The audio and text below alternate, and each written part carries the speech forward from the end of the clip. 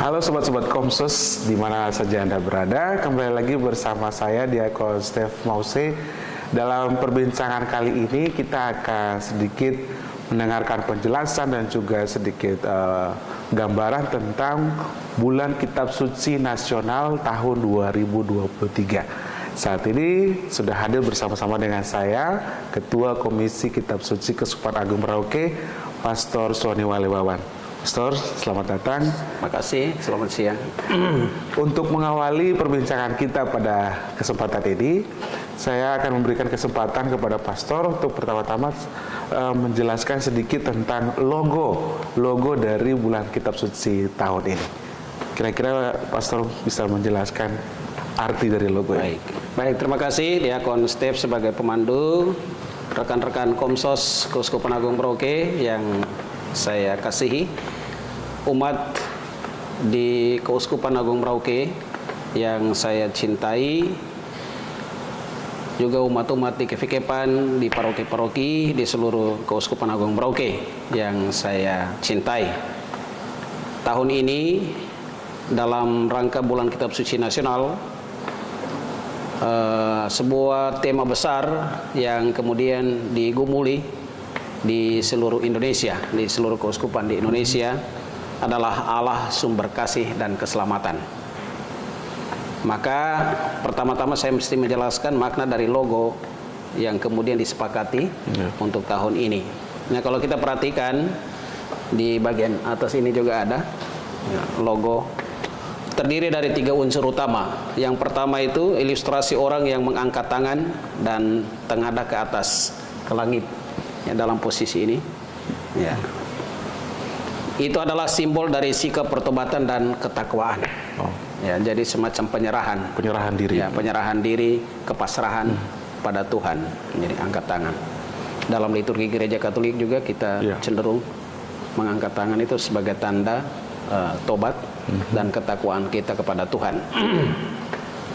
Posisi tubuhnya yang juga membentuk huruf Y merupakan nama awalan dari 2 nabi yang menjadi permenungan dalam Bulan Kitab Suci Nasional tahun ini, yakni Nabi Yunus dan Yoel. 2 nabi kecil yang kemudian dalam kesepakatan dari tahun 2022 sampai 2024 nanti masih menggunakan nabi-nabi kecil. Nah, tahun lalu kita menggunakan 2 nabi, Amos dan Hosea, 2022. Sementara di 2023 ini menggunakan Nabi Yunus dan Yoel. Sedangkan tetumbuhan yang ada, kalau perhatikan di tubuh itu ada tetumbuhan yang menjalar. Di sekitar tubuh itu melambangkan kebaikan dan kesejahteraan Allah yang dirasakan oleh setiap orang, ya, beriman, setiap orang beriman. Nah, semakin besar lagi dirasakan berkat buah-buah pertobatan yang mereka hasilkan. Nah, itu yang pertama. Yang kedua, matahari yang menyinari tetumbuhan menjalar. Perhatikan di atas kepala itu ada matahari yang warna kuning, bulat. Itu melambangkan kasih setia dan kesabaran serta keselamatan Allah yang terus mengalir tanpa henti kepada siapapun. Kita mengerti dan menghayati bahwa matahari diciptakan Tuhan bukan hanya untuk orang baik, tapi orang jahat, semua orang. Yang pemalas sembahyang pun termasuk di dalam.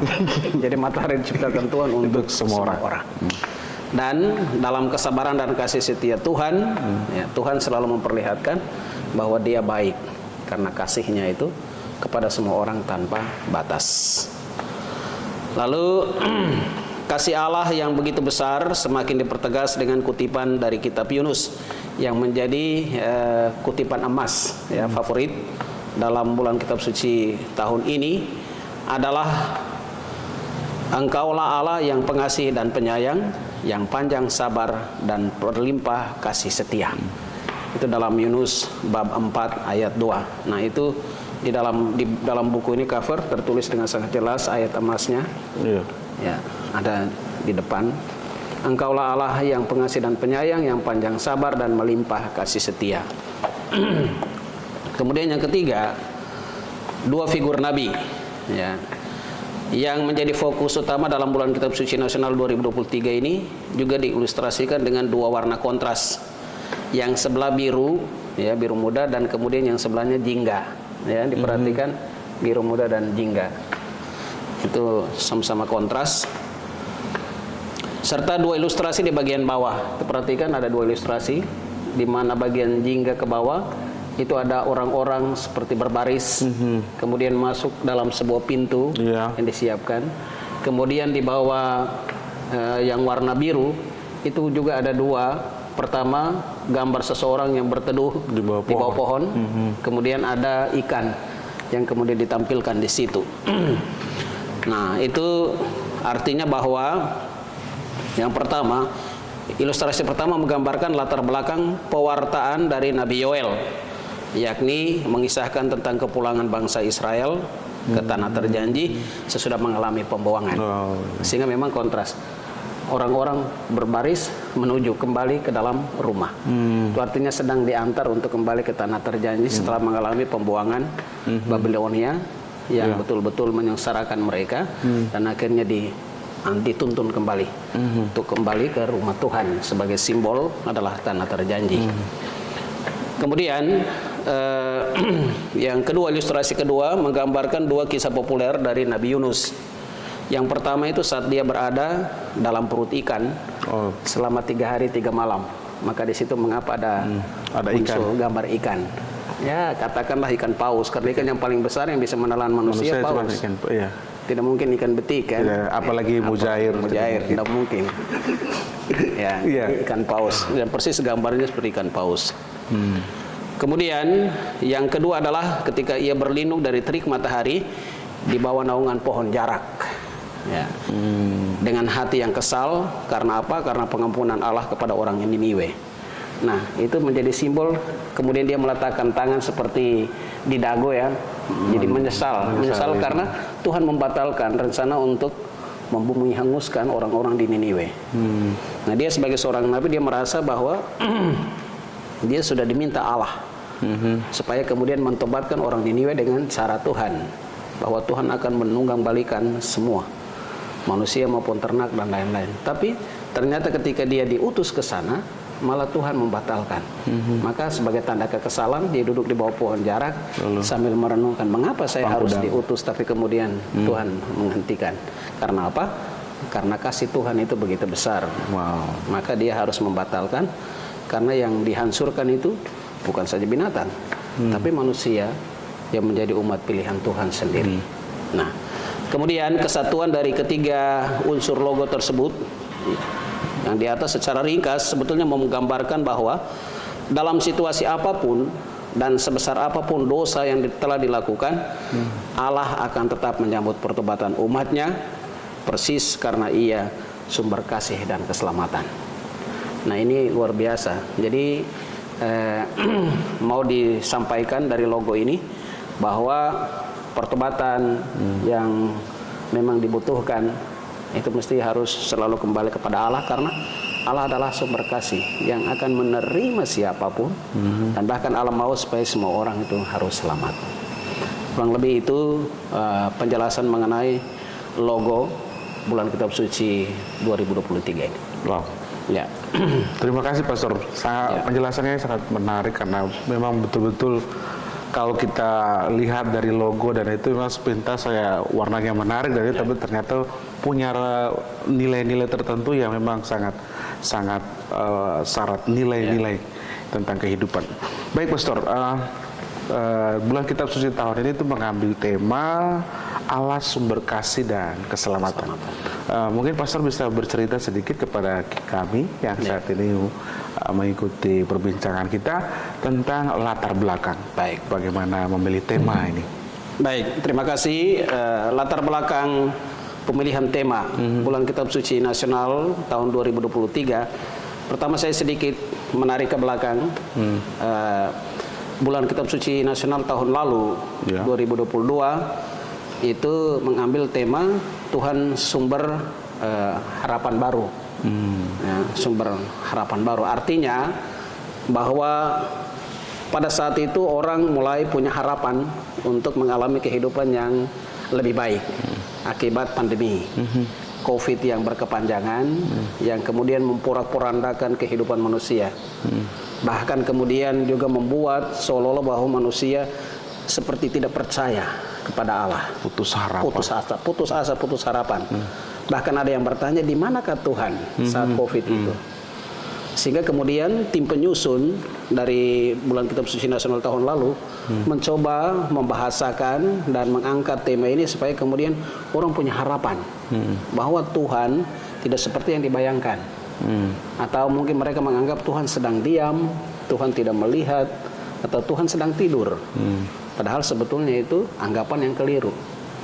Jadi kemudian diajak kembali supaya orang selalu punya harapan pada Tuhan. Apapun, dalam keadaan apapun, orang harus berharap kepada Tuhan.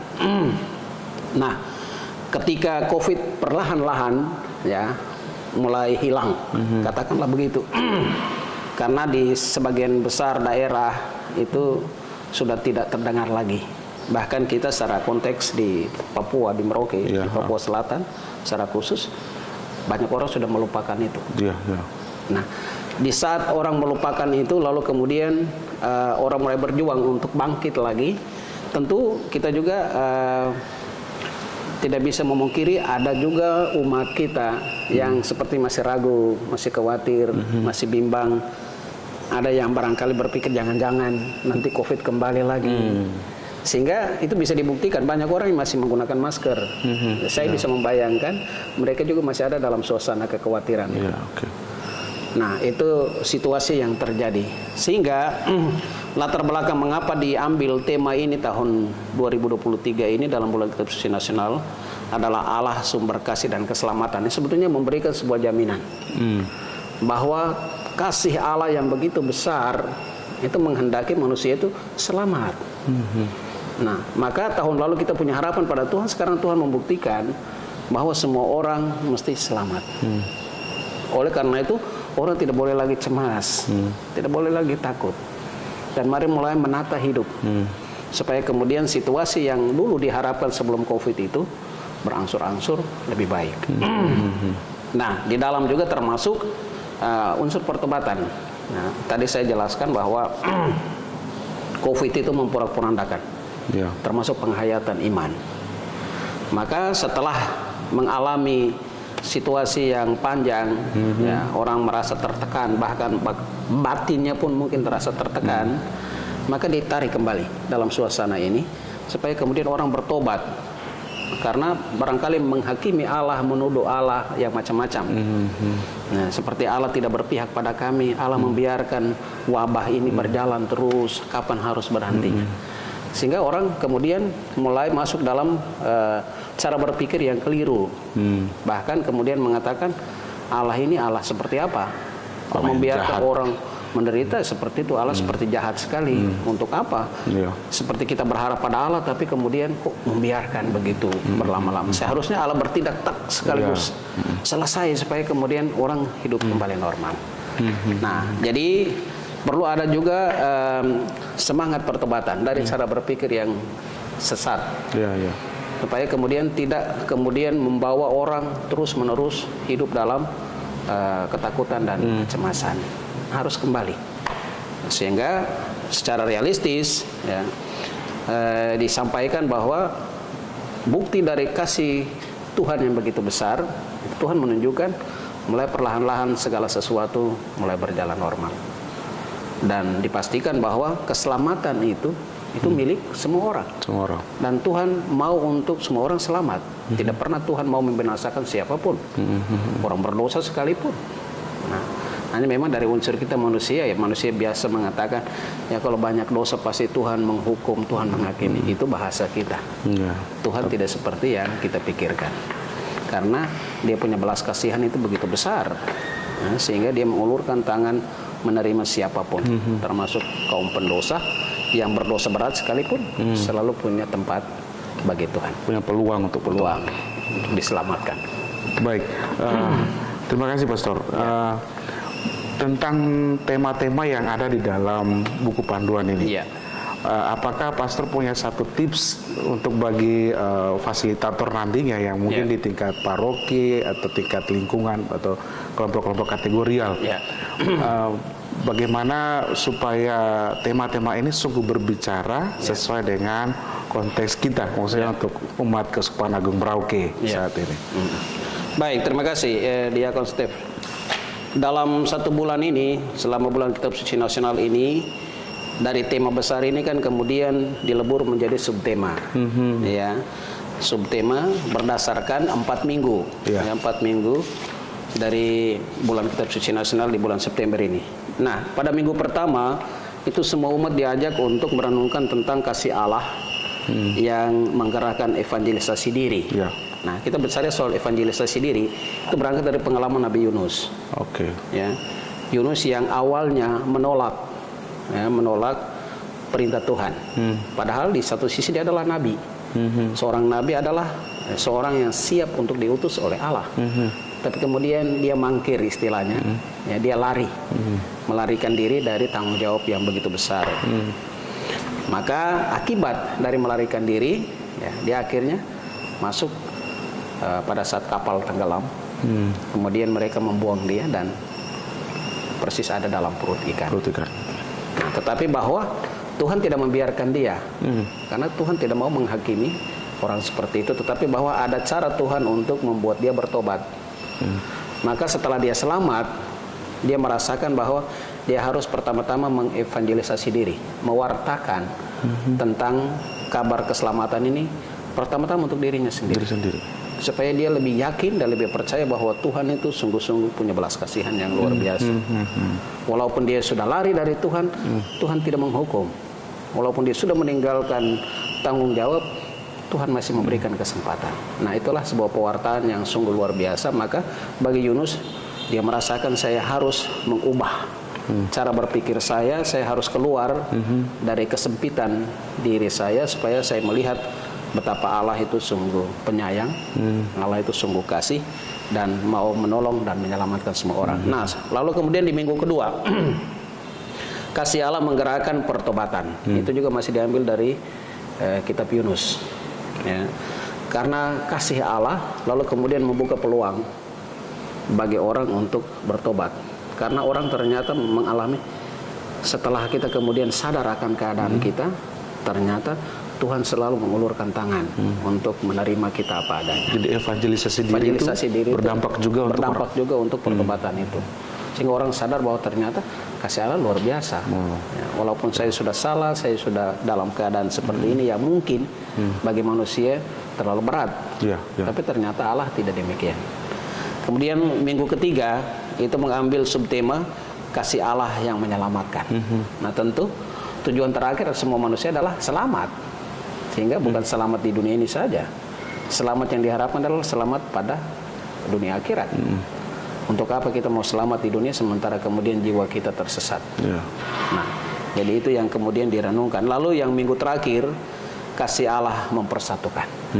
Ya, luar biasa. Orang Israel yang kemudian keluar, ya, mengalami penderitaan di di tanah Babilonia, pembuangan. Tapi kemudian Allah merangkul mereka kembali menjadi satu kesatuan yang tidak bisa dipisahkan. Nah, sebetulnya makna dari setelah COVID, orang tercerai-berai, ya, orang hidup seperti tidak saling mengenal satu sama lain, bahkan berjabat tangan yang khas manusia saling itu sehilang. Nah, setelah COVID ini lalu kemudian Allah menunjukkan bahwa mesti harus kita bersatu kembali, satu kesatuan yang tidak bisa dipisahkan, yang telah diikat oleh Yesus Kristus sendiri sebagai orang beriman. Wow. Nah, lalu kemudian, nah sebetulnya secara real, ya, tips-tips yang sebetulnya sederhana saja. Untuk bulan Kitab Suci Nasional itu setiap tahun selalu ada pendalaman. Nah, maka memang diminta dari Lembaga Biblik Indonesia, terutama tim penyusun bahan ini, supaya kita sesuaikan dengan konteks paroki, keuskupan, kefikepan, paroki masing-masing, bahkan mungkin lingkungan-lingkungan. Kita sesuaikan dengan situasi yang nyata di situ. Sehingga kalau memang misalnya metode yang digunakan, ya, kita merasakan bahwa mungkin metode ini tidak pas, kita bisa cari metode lain dan itu ditawarkan. misalnya ada 7 langkah bagaimana sharing kitab suci. Lalu kemudian cara-cara yang orang misalnya membaca lalu membiarkan orang bisa berbicara dari pengalaman sendiri. Nah, tanpa kemudian mengurangi apa yang ada dalam buku isi, tapi orang bisa melihat misalnya 1-2 item yang penting yang kena pada situasi real umat bisa diangkat itu sebagai bahan permenungan tanpa meninggalkan pesan utama yang ada di dalam buku ini. Seperti itu. Kalau tema itu diacak-acak misalnya minggu pertama ganti ke minggu keempat atau bisa juga yang penting bahwa orang melihat ya bagaimana antusias umat atau kemudian keadaan setempat, situasi ya. Toh antara Yunus dan Yoel itu semua punya permenungan. Yang membedakan kalau Yunus itu lebih kepada diri sendiri. Artinya dia menarik perhatian orang supaya kemudian masuk melihat diri. Nah, sementara Yoel dia lebih keluar untuk semua orang. Dia tidak terbatas pada diri, tapi kemudian dia mencoba untuk merangkul orang lain, banyak orang. Seperti itu. Baik, terima kasih Pastor. Pertanyaan terakhir, Allah adalah sumber kasih dan keselamatan. Mungkin seperti yang dialami oleh Yoel dan Yunus, bahwa mereka berangkat dari pengalaman sejarah hidup mereka, yang kemudian menemukan Allah itu adalah kasih. Mungkin Pastor bisa sedikit sharing kepada kami semua tentang dalam pengalaman hidup Pastor sendiri menemukan Allah yang Maha Kasih itu. Ya, baik. Terima kasih, Diakon. Sebetulnya pengalaman bagaimana mengalami kasih Allah itu sangat banyak, sangat banyak. Tapi juga mengalami bagaimana Allah sebagai sumber keselamatan. Saya mulai dari Allah sumber selamat itu. Selamat dulu, oke. Saya bersyukur bahwa sampai saat ini saya masih selamat. Karena apa? Saya ulang-ulang kali mengalami kecelakaan. Sepeda motor. Sampai terakhir 3 tahun lalu 2020 bulan Juli sampai kemudian harus terjadi patah tulang selangka. Nah, itu karena jatuh dari motor kendaraan. Dan tahun-tahun sebelumnya juga seperti itu. Yang menurut orang lain sebetulnya saya sudah tidak hidup karena kecelakaan itu. Dan bahkan saya sendiri pada saat itu merasakan mungkin saya sudah mati. Tapi ternyata tidak juga. Selamat. Dan itu saya percaya bahwa Allah itu memang sumber keselamatan. Dia tidak mau bahwa kemudian orang begitu saja mengalami penderitaan dan lain-lain. Dan membuat saya selalu berharap kepada Allah karena Dialah yang menentukan orang mati atau hidup. Sudah, itu bukan urusan kita. Tapi ketika kita hidup, kita bersyukur bahwa ternyata masih ada. Dan sampai hari ini saya yakini itu. Karena kalau misalnya saya melihat dari pengalaman saya sendiri, seharusnya sudah selesai. Karena dengan kecelakaan-kecelakaan beruntun itu. Tapi mengapa Tuhan masih memberikan kesempatan untuk saya? Untuk selamat. Untuk selamat. Dan sampai kapan ya saya tetap percaya pada Tuhan. Nah, itu pengalaman saya pribadi. Tapi juga ada banyak pengalaman orang lain yang diseringkan dalam kesempatan-kesempatan lain. Juga mungkin pengalaman para pastor sendiri. Saya pernah dengar juga Pastor Komsos, Ketua Komsos, Pastor Tia juga pernah menseringkan pengalaman yang mengalami penyakit. Tapi kemudian Tuhan berbelas kasihan dan Tuhan baik sampai hari ini. Pastor juga masih ada di tengah-tengah kita. Nah, itu salah satu pengalaman luar biasa. Nah, lalu kemudian bagaimana Allah sungguh kasih, Allah yang kemudian mencurahkan berkat dan rahmat bagi semua orang yang tidak pernah menghakimi orang lain, itu juga saya alami. Artinya bahwa dalam hidup saya, pertama bukan karena imam, lalu kemudian saya mengalami belas kasihan Tuhan, tidak. Sebetulnya saya rasakan bahwa sepanjang hidup saya Tuhan itu selalu bermurah hati, berbaik hati, berbelas kasihan kepada saya. Di saat-saat kadang-kadang misalnya sebagai manusia biasa kita mengalami semacam kekurangan sana-sini, tidak mendapatkan misalnya sesuatu yang kita harapkan, tapi tiba-tiba Tuhan memberi itu melalui orang lain. Yang kadang-kadang kita sendiri bertanya dari mana ini, mengapa? Kok kita bisa, orang itu bisa tergerak hati untuk memberi, padahal kita tidak pernah kenal misalnya orang itu. Tapi dia datang dengan memberikan sesuatu. Itulah bukti Allah berbelas kasihan kepada kita di saat kita membutuhkan. Nah, sebetulnya sebagai imbas dari itu, karena memang ya kita menghayati bahwa karena Allah itu berbelas kasihan kepada kita dan kita terus melakukan perbuatan baik kepada orang lain, sehingga dalam kesempatan lain Tuhan juga mengutus orang lain untuk mengembalikan apa yang sudah kita berikan kepada orang lain. Nah, itu pengalaman-pengalaman real banyak sekali. Sampai saya jadi pastor, saya mengalami luar biasa itu dalam perjalanan hidup. Baik, terima kasih Pastor. Sama-sama. Terima kasih juga untuk kesempatan bincang-bincang pada kesempatan hari ini. Dan sobat-sobat Komsos di mana saja Anda berada, itu tadi perbincangan saya dengan Pastor Sony tentang bulan Kitab Suci Nasional tahun ini yang mengangkat tema ada Allah sebagai sumber kasih dan keselamatan. Dan ternyata bahwa keselamatan dan kasih itu tidak kita rasakan nanti ketika kita mati, tapi justru dalam kehidupan sekarang ini pun keselamatan itu diberikan kepada kita juga. Kita bisa merasakan itu dalam pengalaman kita. Mari kita bersama-sama menyambut bulan Kitab Suci Nasional tahun ini dengan hati yang terbuka untuk bersama-sama kita belajar menemukan Allah sebagai sumber kasih dan keselamatan. Dan saya yakin kalian pasti punya cerita-cerita yang menarik tentang itu. Terima kasih untuk kebersamaan kita pada kesempatan ini dan sampai jumpa.